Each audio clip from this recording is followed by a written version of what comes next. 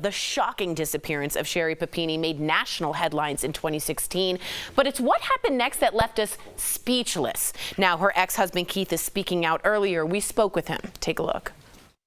Sherri Papini is a name you might remember if you paid attention to the news in late 2016.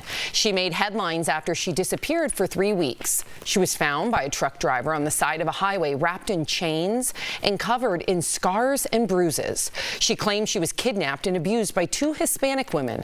But after authorities spent 6 long years searching for her kidnappers, it was discovered that she made everything up. In truth, she had run off to her ex-boyfriend's house and injured herself.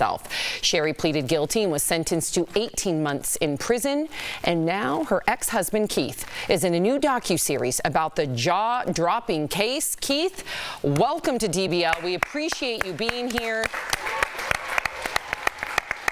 Thank you. I appreciate it. Absolutely, Keith. I know this is kind of hard to go over and over again, but we wanted to ask you, when you look back on everything that happened, I just wanted to know, were there any red flags for you? Any sort of gut instincts with Sherri, that any lies or stories that she told before this massive one? Yeah, Sherri definitely had a past of slightly bending the truth. Obviously, I could never fathom something to this extent. Right. And there was a lot of things prior to our marriage that I really had no idea of, that I learned throughout this process after the divorce. And let's be honest, I mean, Keith, people tend to blame, and the police, the husband when wives go missing. And you talk about how harshly you were scrutinized online during Sherri's investigation. How did those comments impact you during her disappearance? Well, in all honesty, at that time in 2016, those 22 days, I didn't even actually think about it, didn't even register me at all. I was fully focused on finding my wife, the mother of my children, my bride. I thought we had this amazing life together. She led me to believe that. And all the noise that was happening around me, I know statistically the spouse is involved, but obviously, I knew I had nothing to do with it, and I was just doing everything I possibly could to find my wife. During the 6-year investigation, was there a point where you started to notice things weren't adding up?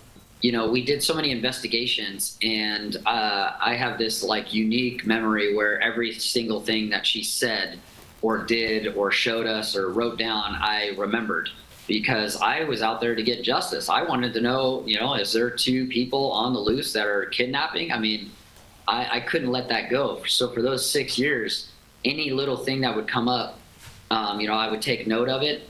And I was trying to solve the case, and any information that I did come across, I would make sure I got that to the FBI throughout that whole process. Okay, so Keith, you found out the truth. She made this up. What do you remember feeling when you learned about the truth, about what happened? So I actually didn't find out the real truth until 4/11/2022.